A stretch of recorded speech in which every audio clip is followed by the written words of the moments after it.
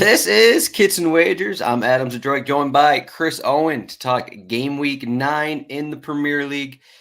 We're a little tired here. We're coming in early Thursday morning. We've slept for the past 10 days over the international break, so we're well rested, but we just got up. So a bit of a hibernation. Chris, welcome back. Hope you had a good international break. Thanks, Adam. Yeah, I mean, it sounds like you were on daddy duty pretty early this morning. Which that's a lot of work, and you got to take care of a little person. I on the other hand had had a late men's league game last night, and of course, no men's league game is ever anywhere before 8:30. So you get home, you have a bowl of cereal, maybe stretch out a little bit. You have cereal, not like eggs or something, some protein after your game? No, I like cereal, Cinnamon Life to be exact. So you get into that, and then by the time you stretch out and you've calmed down and it rolls around, it's like midnight or 1 a.m. or something ridiculous, something out of the norm of when I usually go to sleep. But most importantly, we're back. Kits and Wagers, Game Week 9. We had a little bit of a break, kind of interesting international break. It looks like it's always tough to predict what the lineups are going to look like with so many players, at least for the big clubs playing in international games. There's injuries that happen. There's a lot of different variables, but we have what looks like a massive slate here this weekend. A couple huge games. We've got the Merseyside derby. Chelsea Arsenal, of course, is always a big game. There's some other big games outside of the big six clubs too. But looking forward to breaking it down here. And we do have a team parlay that hopefully we're going to hit here. Hopefully we're going to hit. Yeah, we last time we talked, I lost a bet on Scott McTominay getting a brace in stoppage time. We bet the Burnley Chelsea match, and Burnley started a bunch of random guys in their back line because a bunch of guys were injured, which we had no idea was going to happen. So, that just kind of stuff that happens when you do shows on Thursday and not an hour before kickoff. But we're here and we're back. So, yeah, the international break, as you said, it always brings a lot of questions of what's actually going to happen with these lineups and with any of these injuries that pop up with national teams. Is usually not a ton of information. I think we've had 3 press conferences this morning, and I think all 3 of those press conferences were of teams that do not play in UEFA. So, and then even then, Vincent Kompany was one of those guys, and his press conferences basically give you nothing in terms of injuries. He's just like, we're actually all the guys that were injured, we're getting some of them back, and some of them are gradual. These other guys maybe aren't as far along, but we're getting some guys back, and that's kind of all he says. So we don't know about Burnley, and that's kind of how it is for a lot of these teams, because these managers don't have to talk for 2 weeks basically.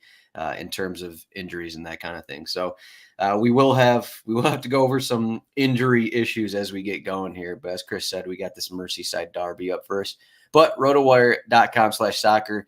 We got FPL rankings up. We got Fantrax rankings up. I did predicted lineups video on Wednesday. Again, that one went pretty long just because there's just a lot of stuff that a lot of unknowns. And especially this first one. First one, as in I have the wrong one pulled up on the screen. So let me get the correct one. I thought we were going with the actual first game of the weekend, but so yeah, Chris mentioned this to me earlier in the week. He's like, "Why is the Merseyside derby always this early match? Why? I don't know. There might be like some rule to it of why it is unclear." But we got the opening match. We got Liverpool are at home against Everton. Liverpool, they've been pretty steadily pretty big favorites here. -280 to win. Everton are +700. The draw is +475. And then over 3.5 goals is +105. Under 3.5 goals, -130. So just before the break, we got Andrew Robertson. TAA, Trent Alexander-Arnold. He came back from his injury just before the break. Inconveniently, Andrew Robertson, it looks like he's going to need shoulder surgery. So Tsimikas expected to come in here at left back. That is the main thing. Otherwise, Everton are actually kind of healthy for the first time all season. Jack Harrison got his first start with Everton just before the break. Dominic Calvert-Lewin's racked up a couple starts in a row, so he's healthy again. So they actually are looking pretty good. And I guess just the big one is Robertson here. And Tsimikas, arguably a worse defender, but I'll let Chris speak to the importance of Robertson in this Liverpool team here. Yeah, definitely. I mean, a huge absence. Been nailed on starter since he's been there. Basically, Tsimikas is pretty good, going forward. But definitely, the way that they play now, with that like box and three type of formation where it kind of steps into the midfield. Robertson is kind of tasked with a lot more defensive duties, which I wouldn't describe as Tsimikas' like specialty. He's he's kind of like more of a marauding left back, I guess. But yeah, so that'll be a big absence. And there hasn't, I mean, maybe I missed it in the last day or so, but there hasn't been a real timetable on Robertson's shoulder.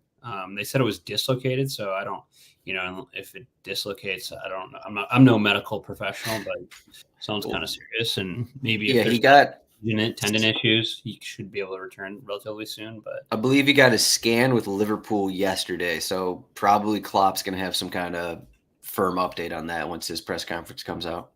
Yeah, but frankly, aside from that, like the whole starting 11 essentially was out. I think the only two players who were not on international duty were Joe Gomez maybe and Joel Matip, and Gomez is likely a bench guy anyways. But yeah, I mean, you got Nunez and McAllister coming from South America. I think they both played on Tuesday. And Luis Diaz coming from South America. I know, I mean, he probably wasn't going to start, but Endo was playing for Japan pretty far away. And I think they had a Tuesday match or a late Monday match as well. Soboslai played twice for Hungary, I believe. They did qualify for Euros.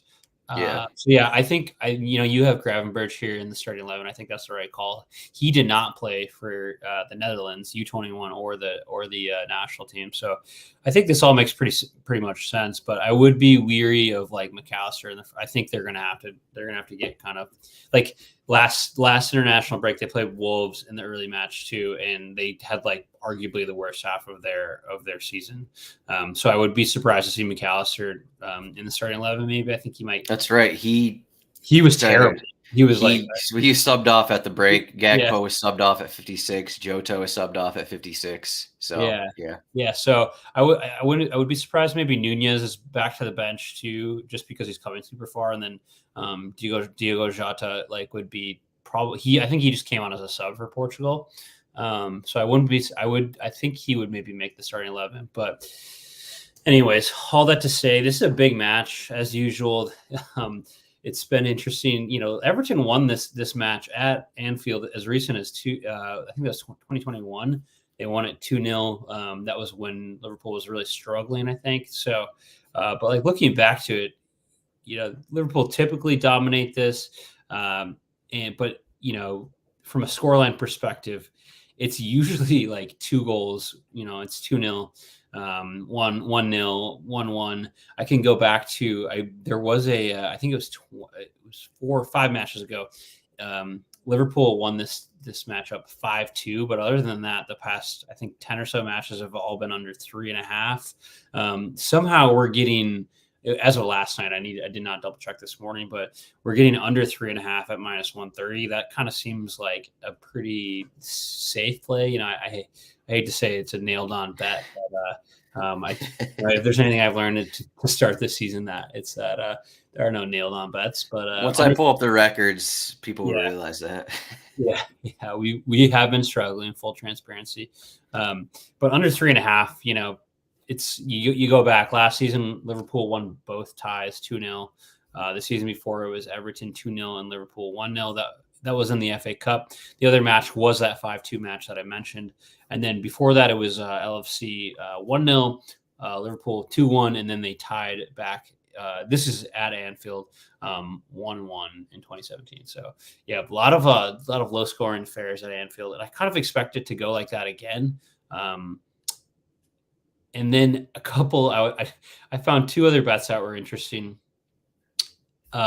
Darwin Nunez is -105 anytime goal scoring odds, while Mo Salah is -120. I found that kind of it's not often that at least during Mo Salah's time at Liverpool, he hasn't often been not the top anytime goal scoring odds. And then if you want to continue to bet on the trend of Liverpool giving up an early goal, say the first like 30 minutes or so, you can take what is a fun bet, and that's Liverpool to win from behind. And that bet is plus 550. So not necessarily my bet of the week, but if you want to, and frankly, I thought those odds would be higher, but you can get that bet at plus 550, which is kind of fun. Plus 550. Yeah, when looking at this game, I came into this like, okay, Liverpool have been really good at home this season. And I was going to, kind of look at that. They're minus 280, but I was going to go with the minus 1.5 kind of thing. But if you look into it a little more, this matchup just it doesn't seem to correlate with how the teams are actually playing in general. I mean, you kind of touched on this just in terms of how these recent matchups have gone. It's just because, okay, we got a derby going, so anything can happen. Everton have come out with results when kind of no one expected them to, kind of a thing. So that's what I'm kind of worried about with that. When I initially had in, Liverpool minus 1.5, I kind of looked at it some more, thought about it a little bit, and was like, well, Everton are actually playing well, and this is a spot that is usually pretty tight. It's played pretty close. So I agree with what you're thinking of this one. Even though the odds suggest more goals just because of, okay, Liverpool are allowing tons of goals. Everton really haven't been playing that good defense either. So you can look at it like that and think goals, but just in terms of this matchup. So I, looked around to see what I could find, and I thought 3.5 corners was low for Everton. And I know this is in a lot of relation to Liverpool not allowing a ton of corners themselves at home, but I don't think 4 corners is that much. If we think this is going to be maybe a little tighter than what we expect, maybe Everton are going to get some opportunities here. And then we have, as Chris mentioned, some tired bodies, some tired guys on Liverpool coming from South America kind of thing. So maybe you throw that in there. Maybe Everton have a bunch of corners in the first half kind of thing. Maybe you actually take Everton race to 3 corners, something crazy like that. But I'm just going Everton over 3.5 corners. Seems like a low number, and I'm getting plus 120 on it. So do you think Everton can get 4 corners here? It just doesn't seem like a big number here for a team that is seems to get a decent amount of opportunities, even if they don't convert them.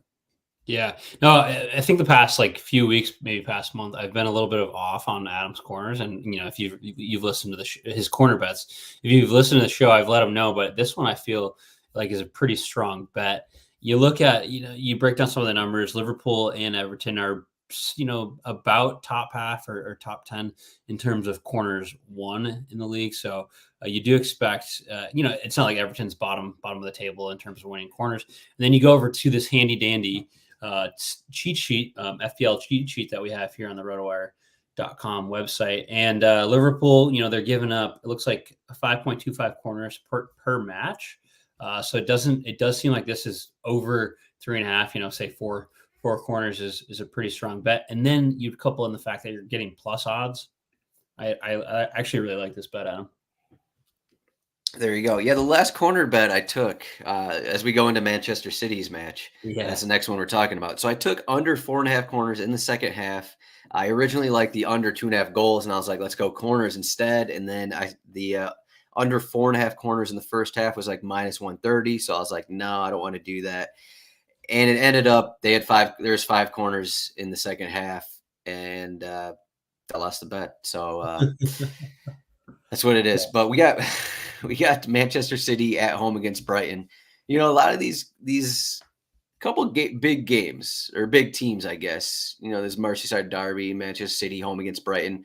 They're pretty decent sized favorites, and I guess that's not overly surprising, but I think it's I don't know, something interesting to an extent here. But Manchester City are minus 255. If you're looking at the line movement on our betting pages here, it's been up and down a little bit, unclear reasons. Maybe just people are betting on Brighton kind of thing, but it was minus 270 about 2 weeks ago. Now it's minus 255. It went down to minus 240, 230 at times. Minus 255 for Manchester City to win. Brighton are plus 600 to win. Draw is plus 450. And then this is another game with goals expected. So we got over 3.5 goals, minus 105, under 3.5 goals, minus 120. So, Chris, basically every Brighton match seems to have goals because of the way they play. And now they're playing against Manchester City. Manchester City coming off that Arsenal loss, but they also get Rodri back into the team. And they also get John Stones. John Stones came off the bench just before the break, got to start for England. So there's just another guy. They're pretty much almost fully healthy outside of De Bruyne, which I think is the first time that's been the case all season. And then you have Brighton. They have some injury issues. We know Stupinjan's out. Lamptey, his injury situation is kind of unknown. He missed the game before the break.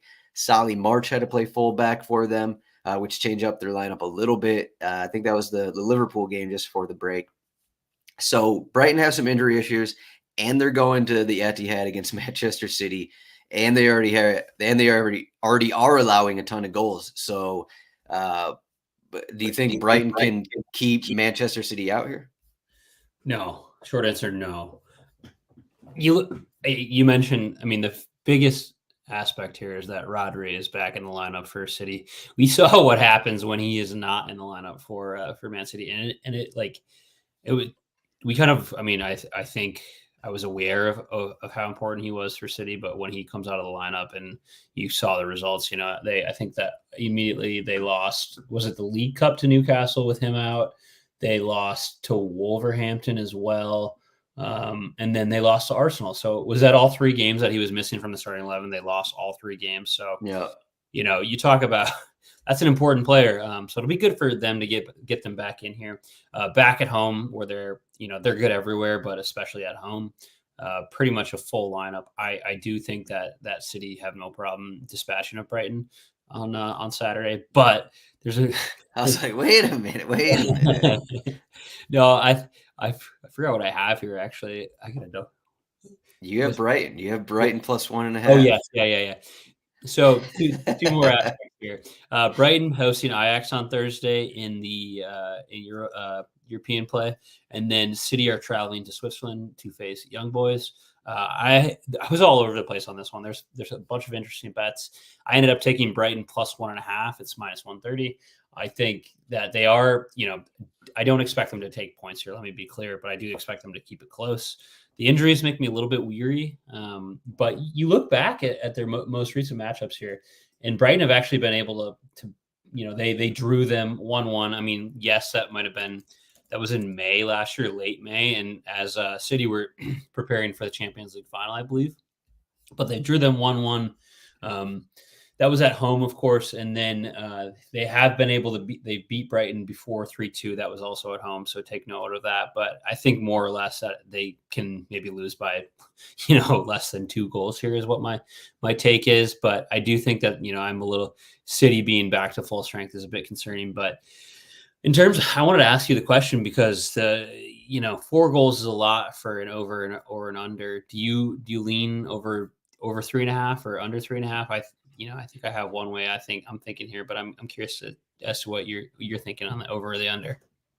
I wouldn't take the under. I think it's just too difficult here to be on the under between these teams.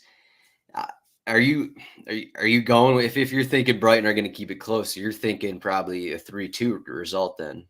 You read my mind.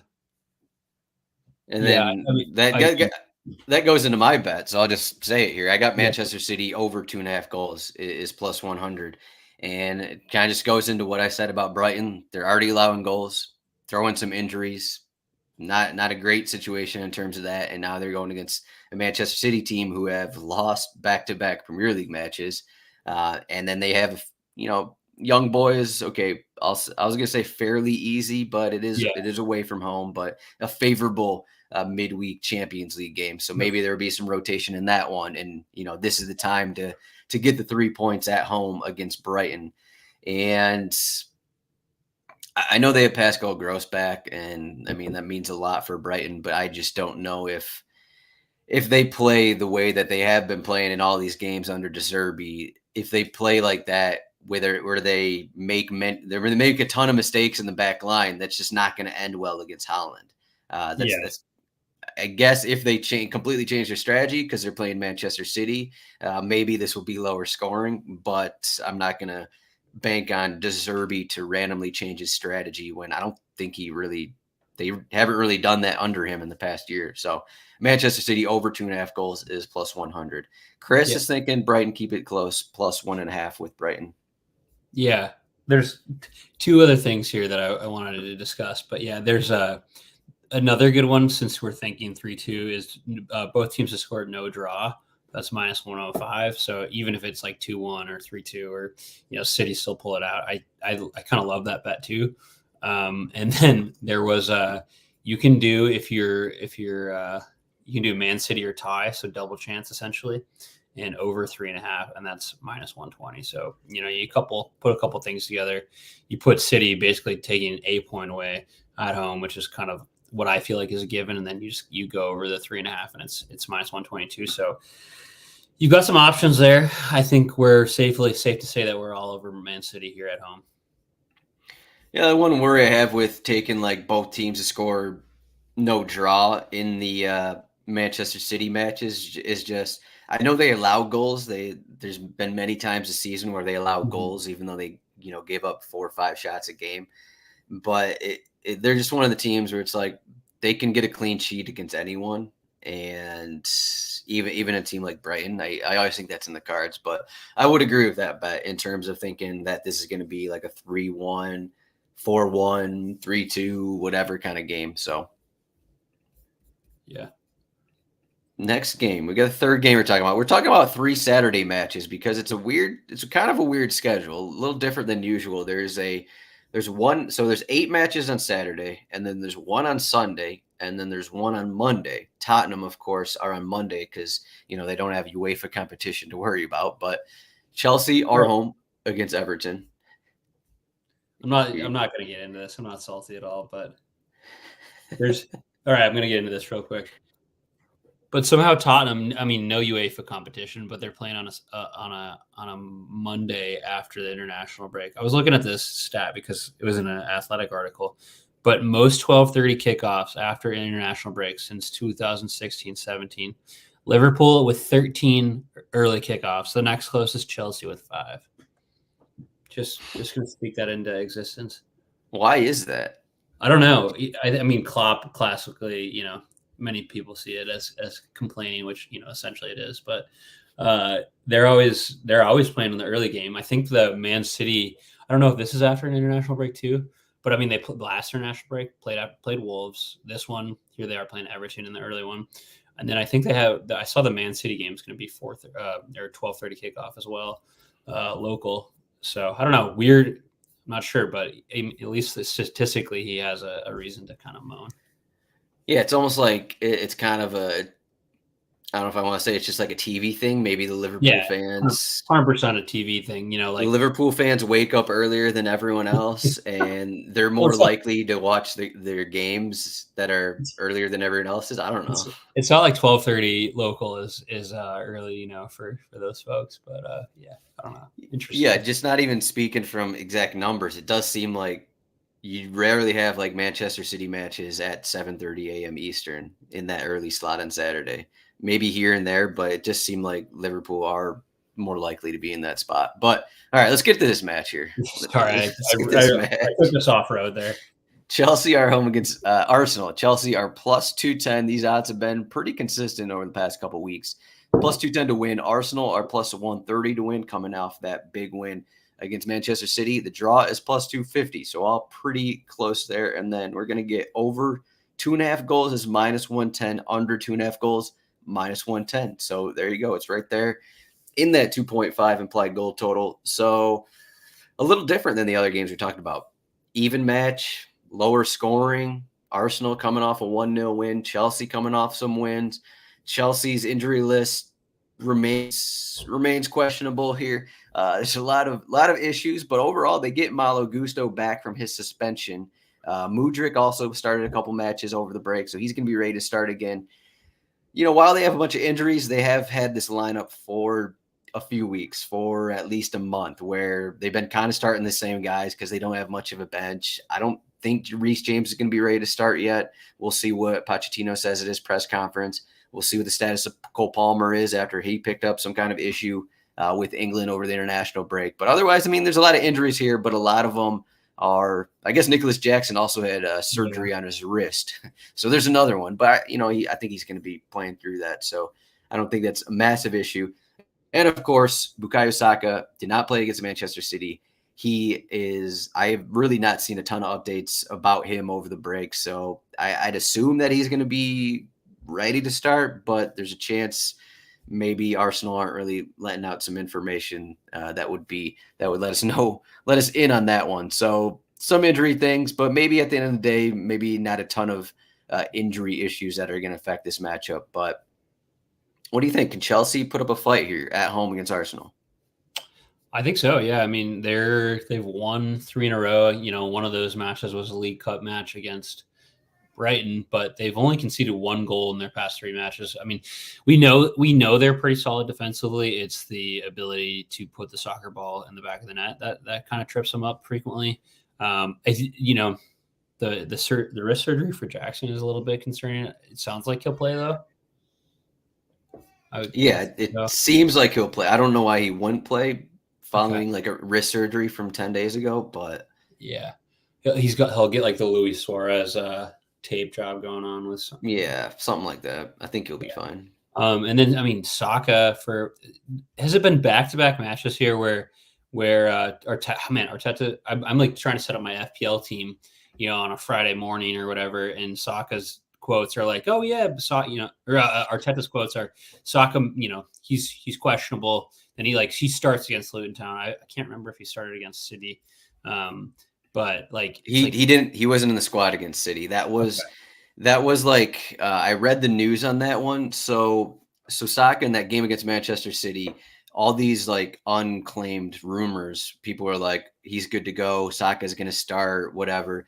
In Arsenal, where they kind of knew he wasn't going to play, but they were like looking in the rumors. It was like, okay, if the rumors are going to say this, then we're going to, mess around and be like, okay, we don't know what his actual status is. And they were just kind of tricked the media because the media was putting out these unfound rumors basically about his status. So, yeah.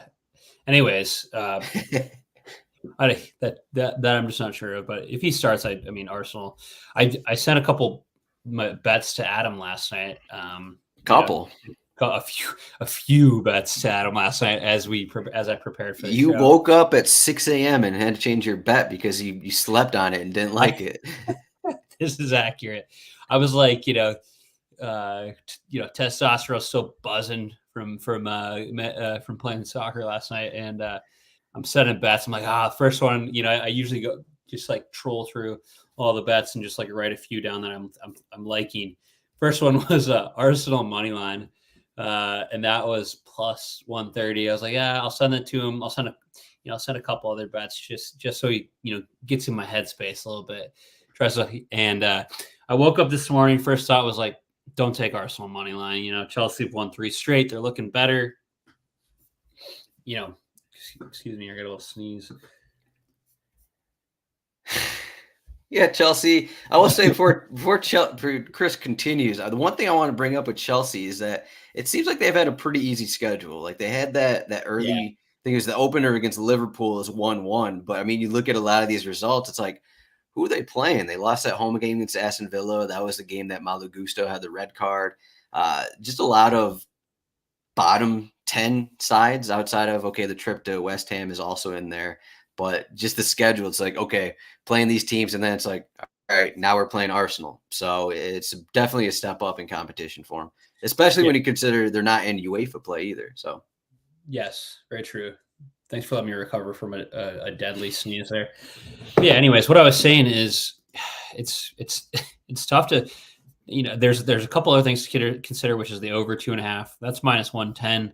I was looking at the recent matches here Arsenal's been kind of dominating over the past at least 4 matches. 3-1, that one was at home last season. They won 1-0 at the Bridge. They did beat Chelsea again 4-0 in the League Cup. That was probably, I didn't take a look at what the rosters were for that. And then they won 4-2 at Chelsea. So there's been a fair bit of goals, at least in a few of the matches. I kind of like the over here. I think you might be on something different. The over 2.5 is minus 110. And then if you want to sweeten the pot, You can find a parlay here, and that's basically Arsenal double chance, Tire Arsenal. That's over 2.5, and you get into the plus 135. However, that's not my bet. My bet here, I'm channeling my inner Adam. I'm getting over to the corners. I'm usually not one to take the corners, but it's just like looking at some of the stats. So to be clear here, Arsenal leading the Premier League with 69 total corners. The next closest team is Manchester United with 58. So, I mean, that's a good 11 corner spread there on the next team. And then you look at Chelsea, who's like basically bottom half of the table in corners. They have 43 corners. And I'm going to go to the Arsenal race to corner, 3 corners bet. It's minus 130. And then you also, on this handy dandy cheat sheet that we have here on RotoWire.com, you can see at corners conceded, and Arsenal currently are conceding I think they're at the bottom of the table in terms of corners given up. So they're taking the most corners and they're giving up the least amount of corners. So that makes leads me to believe maybe I should take the Arsenal race to 3 corners at minus 30, 130. If you're a little, say you're like, hey, things happen early in the match. Chelsea can be pressing for a goal, have some early pressure. You could go to the Arsenal race to 5 corners. That is also plus 110. But for the sake of the Kits and Wagers bet here, I'm taking Arsenal race to 3 corners. Adam, as our in-house corner expert, any thoughts? I think this is an interesting match. It's an interesting match, I'll say, because we don't have a massive history of this Pochettino Chelsea team against a team like Arsenal. And you mentioned some of those corner numbers. Okay, I almost kind of lean towards getting better numbers with Chelsea race to corners, but kind of hard to go against Arsenal with that. Instead, for my bet, I kind of taken my same approach that I had with the Arsenal Manchester City game, kind of under the impression that, okay, this is going to be defensive. Chelsea are at home. We know they struggle to score. I think they're going to want this to be low scoring, I believe. And then Arsenal away from home, I don't think this is a tough spot to score as it is. So I'll just say my bet under 2.5 goals. This is the bet I kind of wanted to take against Arsenal Manchester City 2 weeks ago. And then, I looked at recent results and then I didn't believe in it for some reason.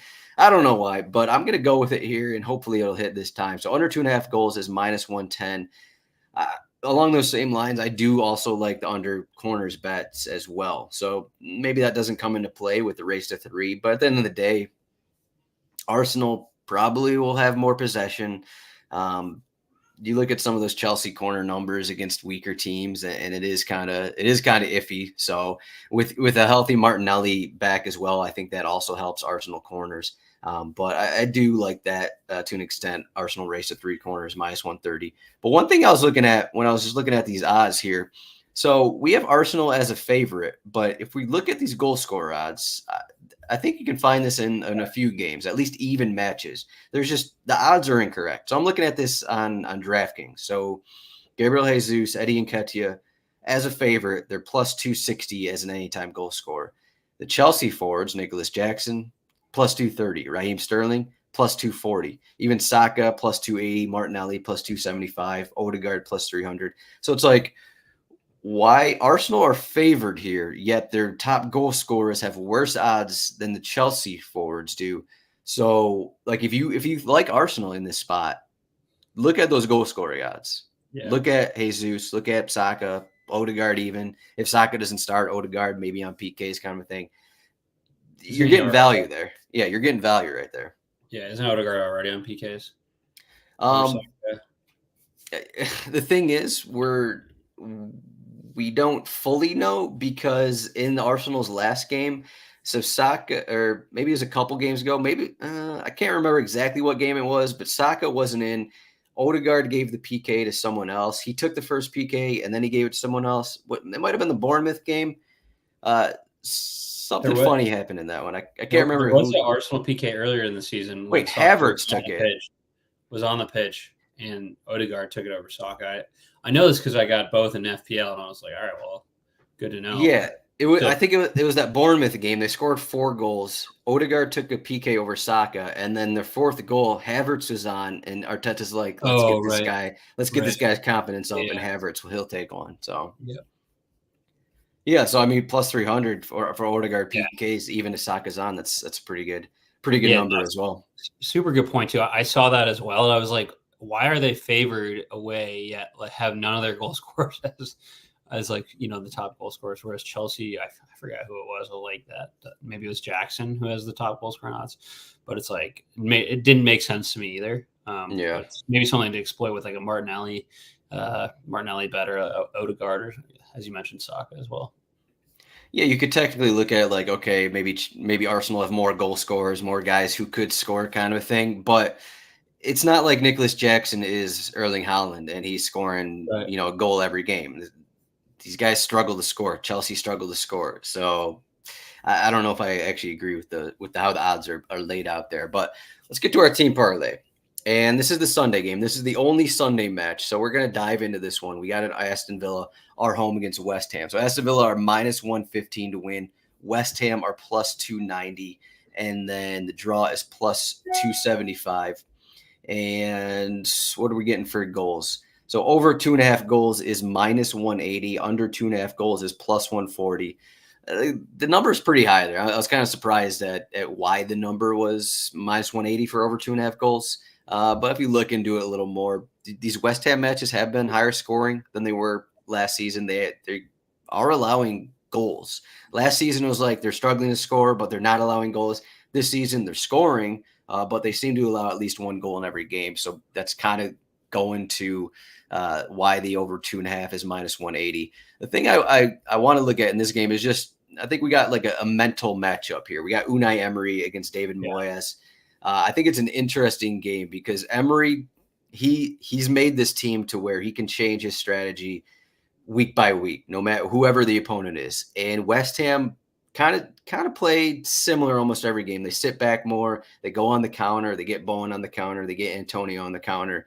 And I wonder if this is a spot where Emery's going to play it a little the same way. He's going to try and match that. He's like, okay, West Ham, we're actually going to give you possession, and then we're going to see what you guys do with possession, and then they're going to try and steal it off of that, and then they're going to try and counter it themselves. I think that's kind of what they're going to do. That's just my guess, but maybe it's something else. But what do you think is going to happen in this game?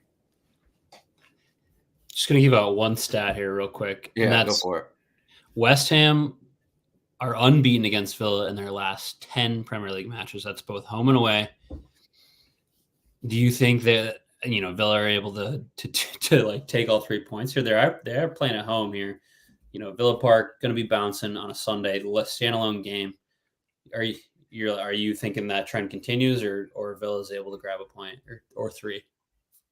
I think they can. I think Villa can get 3 points here. So there's been one matchup between this Unai Emery Aston Villa team and West Ham under David Moyes. That was last March. It was 1-1. It was in West Ham.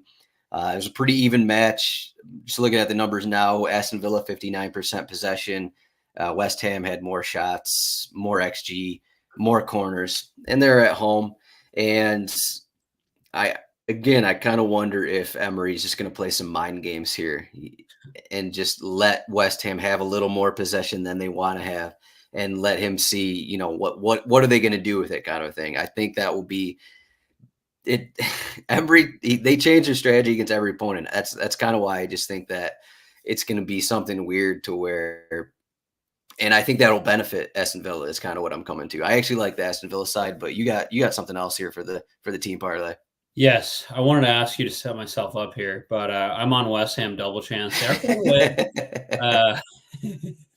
That's like the Wolf of Wall Street. I'm not leaving, but I'm on West Ham double chance minus 120. They're just Moyes just has such a good setup with them, and that's not to take away from Villa at all. But I think they've just got such a good setup. They might have like 3 of my favorite players in the league right now in James Ward-Prowse, Bowen, and Paqueta, but like they're just so organized. I think that they can. I don't 3 points is a lot to ask for, but certainly a draw. And This is like the fourth just like great matchup of the weekend, and it feels like it's going to be a treat on Sunday. Yeah, I think your bet makes sense. I think this has kind of like a 1-1 written all over it. And then my thinking is maybe Aston Villa are going to get a late goal kind of thing. After the last international break, Aston Villa played Crystal Palace. I had Aston Villa money line in that game. It was like -110, -105, something like that. Fairly good odds there. And Aston Villa pretty much dominated the game, but Crystal Palace scored in like the 50th off a counter with one of their few shots. And then kind of, I don't know, almost out of nothing, but Aston Villa got 3 goals in the final 10 minutes of that match, and my money line hit. So, okay, maybe that doesn't happen again. And, West Ham, they sneak some points out of this, which I think is possible. As you can see in these odds here, -105 earlier this morning, 10 hours ago. Seems like Aston Villa got some money here in the last 10 hours because they're now -115. So that's kind of interesting. Maybe someone hacked into my computer and read my Word document and saw that I'm writing up Aston Villa money line. Maybe, hopefully not. But so my piece of this team parlay is, so I had something else, but I'm going to throw that bet into my article. So check that out when it's up, rotowire.com/soccer. So instead, I wanted to get, a single game parlay with Chris for Sunday's match. So I put 2 things together. I got under 1.5 goals in the first half, and then Aston Villa over 3.5 corners, and that's +105. Put those together, that's +265. Put that with West Ham double chance, that is, so +265. Just a couple, favored bets that I have here. Under 1.5 goals. The hope is that, okay, maybe these teams aren't just countering each other for the first 45 minutes and getting goals off. Jared Bowen's on a 1-on-1 against Emi Martinez, and Watkins is on a 1-on-1 against Areola. Yeah, let's just hope that doesn't happen a couple times in the first 45 minutes. So under 1.5 goals in the first half, and then a simple Aston Villa over 3.5 corners. It's not a big number. They're home, as I already mentioned. West Ham don't play with a ton of possession, so I think they're probably going to get to about 5+ corners depending how this match goes. So +265 on that team parlay. Chris, are we going to get this one? I love it. I actually have under 1.5 goals first half in my notes too, as another bet to mention. So there you go. So I don't need to say anything else about that. But yeah, I mean, we're asking. I think my end of the bargain is the tough end of the bargain here with West Ham. Needing to take a point, but I feel good about it. 10 games unbeaten. 10 games unbeaten. Come on. Our bets have to hit at some point. That's what we'll keep saying. These bets have to hit. It's a numbers game at this point. Yeah, numbers game. Statistically, it will hit. But yeah, check out, as Chris mentioned earlier in the show, the FPL cheat sheet is up right here. We got all 10 matches. Liverpool are the biggest favorite on the slate. To get this cheat sheet, rotowire.com/soccer trial, 48-hour trial. You're going to want that. We got Champions League coming up. We got a bunch of Champions League stuff coming out as well. I think we're going to have some Champions League betting articles next week as well, as long as my writers come through for me. Fingers crossed on that one. Chris, you can find him at CHROwen8 on Twitter. He's got he did his early morning show. Now he's got to drive into work. So how about that dedication from Chris? You can find me at RotoZdroik and RotoWire Soccer at RotoWire Soccer. Thank you, everyone, for watching this. Good luck on your bets, and let's get some winnings after this weekend. Let's start this post international break with some winnings, up a little bit of money. How about that, Chris? Hey, no, let's ride. Let's ride.